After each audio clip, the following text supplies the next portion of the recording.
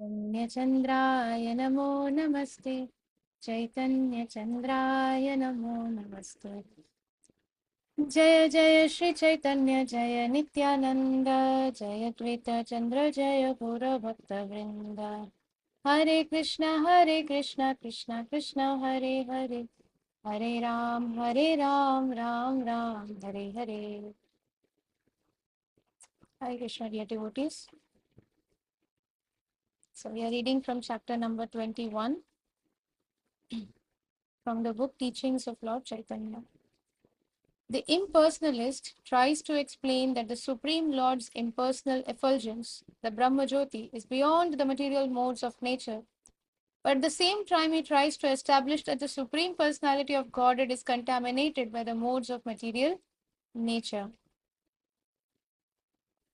This sentence will help us understand very clearly um, the bogusness or the lack of um, uh, authenticity of the impersonalist philosophy. That they explain that the Supreme Lord's effulgence, which they call the Brahma Jyoti, is beyond the material modes of nature. But at the same time, the impersonalist tries to establish that the Supreme Personality of Godhead Himself is contaminated by the modes of material nature.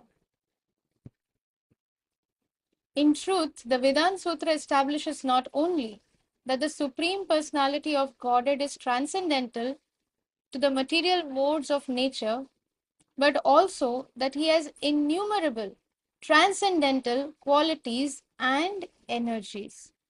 All these various speculative philosophers are one in denying the existence of the Supreme Lord Vishnu, and they are very enthusiastic to put forward their own theories and be recognized by the people. So for them, it is more important that they argue, and in that argue and debate, they should win. And after winning, they will gain a lot of fame. People will say, oh wow, they are such scholarly people. They are very learned. That is their only business. So they are very enthusiastic to put forward their own theories. Own theories means what? Concocted theories. Unfortunate persons become enamored by these atheistic philosophers and thus can never understand the real nature of the absolute truth. In fact, I personally knew someone few years back. Uh, they were very enamored by these atheistic philosophers because they can explain the Bhagavad Gita and uh, the aspects of this. The impersonalist theorists, they can explain it with physics and chemistry. And I knew this person a few years back. So this person, if I used to share something from bona fide devotees, it will not enable and it will not attract to the attention of that person. We're like, okay, yeah, this is fine. They are all, um, they are all like all the same, and they just keep saying that yeah, Krishna is the supreme God, and um, so it's not very attractive to them, but they get very attracted to the impersonalists, these atheistic philosophers, because they can put forward their own theories and they can argue and they can explain it in such a way. Ultimately, they remove the most important essence of all the Vedanta Sutra and all the scriptures, that is, the Supreme Personality of Godhead. And the second is our relationship with the Supreme Personality of Godhead. And the third is the importance of devotional service and how to execute devotional service. All these important aspects, which is the summum bonum or the most important essence of all the Vedanta Sutra and all the scriptures, they will very, very conveniently remove those parts and then they will explain some. Um, in Bengali, there is a word hujum bajum, like some hodgepodge theory of their own, just for the sake of gaining some fame. And because there are foolish people, they want to get fooled, they want to get cheated, therefore they get attracted to such cheating philosophers and philosophies. So such unfortunate persons, they become enamored by these atheistic philosophers and they can never understand the real nature of the absolute truth. Therefore, they're never attracted by the true, the real essence or the real knowledge. It is far better to follow in the footsteps of great souls or Mahajans. According to Srimad Bhagavatam, there are 12 Mahajans. Mahajan means those who are authorities. Who has given them these authorities? The Supreme Lord Krishna himself has given them the authority. They are authorities and we should follow in the footsteps of these great souls. So who are these 12 Mahajans? Brahma, Lord Shiva, Narad, Vaivashvata Manu, Kapil Muni, not the atheist but the original Kapil Muni, the four Kumar, Chatush Kumar, Prahlad Maharaj, Bhishmadev, Janak Maharaj, Bali Maharaj, Shukdev Goswami, and Yamaraj. According to the Mahabharata, there is no point in arguing about the supreme absolute truth because there are so many different Vedic scriptures and philosophical understandings that no one philosopher can agree with another.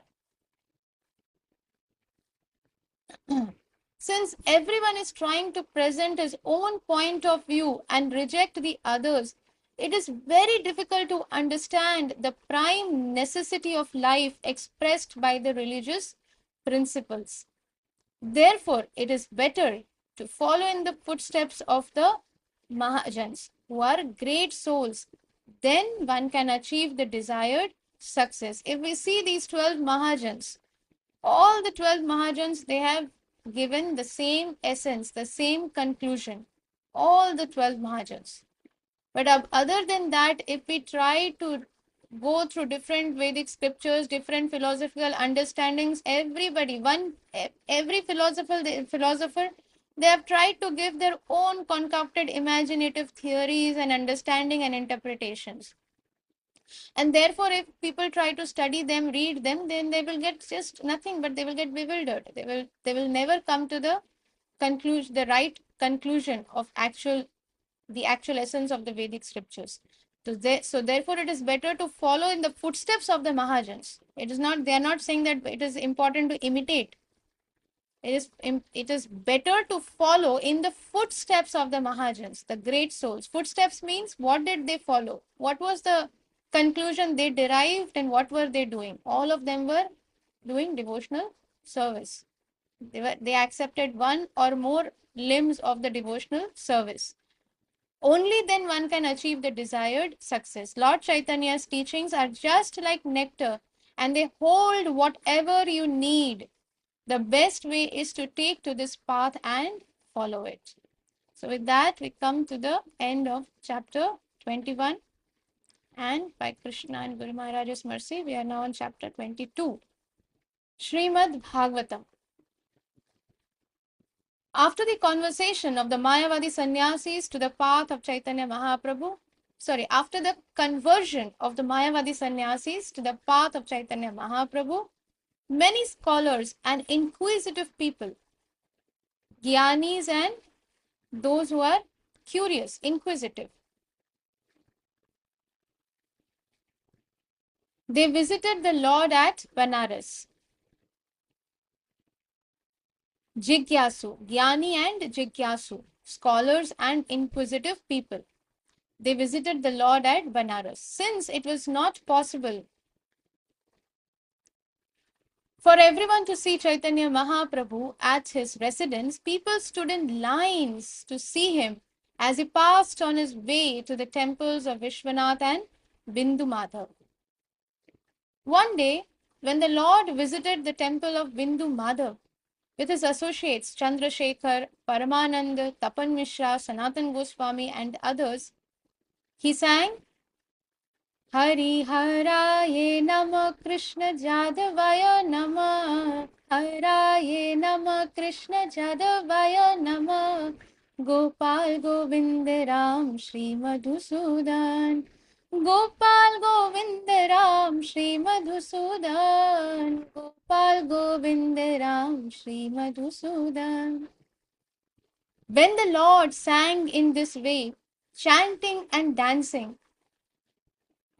thousands of people gathered around him. And when the Lord chanted, all those thousands of people who had gathered around him, they roared along with Sri Chaitanya Mahaprabhu. Just imagine for a fraction of a second, just try to visualize this this scene, this vision. That Sri Chaitanya Mahaprabhu, along with his associates Chandrasekhar, Parmananda, Tapan Mishra is there, Sanatan Goswami, and there are others following Sri Chaitanya Mahaprabhu to the temple of Bindu Madhav. And Sri Chaitanya Mahaprabhu himself has lifted both his hands in the air, and Sri Chaitanya Mahaprabhu is singing Hari Haraye Nama Krishna Jadavaya Namaha Gopal Govinda Ram Shri Madhushudan. And along with Sri Chaitanya Mahaprabhu, there are thousands and thousands of people following and gathered around him who are also singing, following Sri Chaitanya Mahaprabhu. So after Sri Chaitanya Mahaprabhu is singing, they are all repeating. Just imagine if thousands of people are singing together and they're all dancing. Sri Chaitanya Mahaprabhu himself is chanting and he himself is dancing. Just imagine. So there is a roar of all these people. The vibration was so tumultuous that Prakashananda Saraswati, who was sitting nearby, immediately joined the crowd with all his disciples. As soon as he saw the beautiful body of Lord Chaitanya Mahaprabhu and saw how he was dancing with his associates, Prakashananda Saraswati joined and began to sing Hari, Hari, Hari, Hari, Hari, Hari. All the inhabitants of Benares were struck with wonder upon seeing the ecstatic dancing of Lord Chaitanya Mahaprabhu. We cannot even imagine how ecstatically Lord Chaitanya Mahaprabhu must be dancing. When Mahaprabhu is jumping, it must be so graceful with his effulgent body, with his beautiful body, soft butter-like body. Sri Chaitanya Mahaprabhu, tall like a golden mountain. Mahaprabhu is jumping with his hands up and he's dancing. The movements must be so graceful. We cannot even imagine actually. And everybody is awestruck. They are watching with wonder this beautiful sannyasi, Lord Sri Chaitanya Mahaprabhu, dancing and singing. But Lord Chaitanya Mahaprabhu checked his continuous ecstasy and stopped dancing when he saw the Mayavadi sannyasis. So Mahaprabhu, although he was ecstatic, but he checked his ecstasy. There was continuous ecstasy when Mahaprabhu is dancing. His hair is standing on end. There are tears flowing out of his from the ends of his eyes, and those tears are not like how we have tears falling, dropping downwards. But these are such tears that they are going out. They are flooding. They are going like fountains and splashing on everybody around Mahaprabhu. And then Mahaprabhu, when he's dancing, there are sweat on his body. Sometimes there is the hair are standing on the end, goosebumps. So like that. But Mahaprabhu he was trying to control all this ecstasy, this continuous ecstasy, because he saw that all these Mayavadi sannyasis have come, and therefore he was stopping. So this is also very important, that as if we should never try to show anyways, it's not common for somebody who is not in sthai bhav to have continuous ecstasy. We may have once in a while, okay, sometimes we feel like crying, sometimes we cry, sometimes we may get choked, but continuous ecstasy is only possible for somebody who is really in that sthai bhav. Imitation is not possible. So, but still, we should not allow that ecstasy or these symptoms to come out in front of others. And even if they come out, then we should immediately control it. But because we should, this is, see, Mahaprabhu, he is not allowing his ecstasy to be seen by Mayavadi sannyasis because they are not like-minded. As soon as the Lord stopped chanting and dancing, Prakashananda Saraswati fell at the lotus feet of Sri Chaitanya Mahaprabhu. Trying to stop him, Lord Chaitanya Mahaprabhu said, "Oh, you are the spiritual master of the whole world. You are Jagat Guru. and I am not even equal to your disciples. You should therefore not worship an inferior like me, for actually I am not even equal to the disciple of your disciple. You are exactly like the supreme Brahman, and if I allow you to fall down at my feet, I will commit a great offense. Although you have no vision of duality, for the sake of teaching the people in general, you should not do this. Mahaprabhu is genuinely humble, and Mahaprabhu is saying that he is not equal to the disciple of Prakashananda Saraswati. Prakashananda Saraswati is an offender actually, because he was teaching Mayavad philosophy.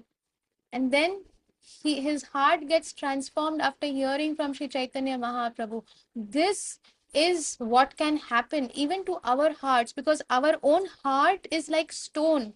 But when we hear from the pure devotees, even that stone can get melted. And when that stone gets melted and becomes like butter, that is when the supreme thief will come and steal that butter like heart. Otherwise, there is no possibility. When the heart becomes soft like butter, then there will be continuous pranayashru coming from our eyes. Continuous pranayashru in separation of Lord Krishna. In humility that we are so fallen. I am such a rascal. I am so fallen, but constantly my Guru Maharaj and Mahaprabhu, Krishna, they are constantly showering mercy upon me. I do not deserve it, but they are continuously showering mercy upon me. At this point, we may not be even in that level where we understand what is mercy. We don't even understand what is mercy. But when our heart will become like butter, when we really become grateful, when there is gratitude in our heart, when we listen, when we hear from pure devotees, therefore we should hear Srila Prabhupada Vani every day. If we are not doing it, then we must begin doing it immediately from today itself. Srila Prabhupada Vani is very, very, very, very, very, very important. We should hear the Vani of our spiritual master. If we are not doing that, we should start doing it from today itself, because they are from the spiritual world. And if we want to go back to the spiritual world, we have to associate with those who belong to the spiritual world and who are giving us essence of the spiritual world. If we don't hear their Vani, then we will constantly simply associate with the material world, and we will have to come back to this material world.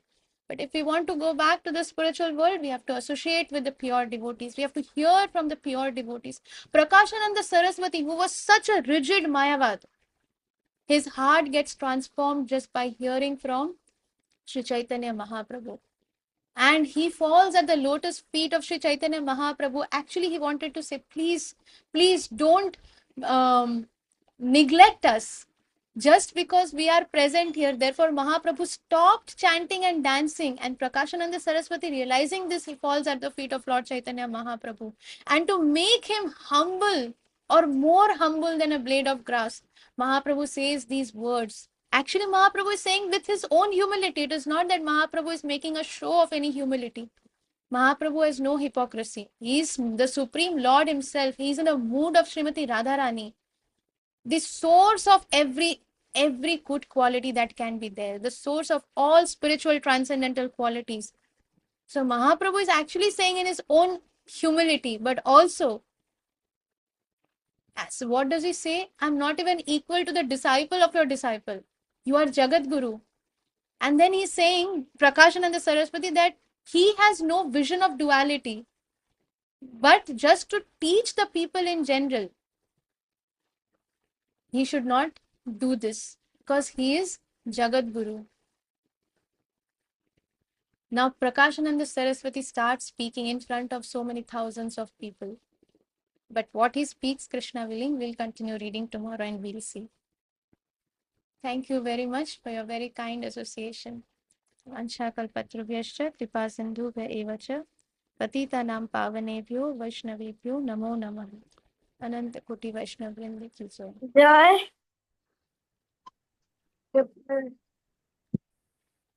Shri Shrimad शिला जय पताका स्वामी गुरु महाराज की जय। जगत जय श्रीला प्रभुपाद की जय। निताई जय गौर प्रेमानंदे। हरि हरि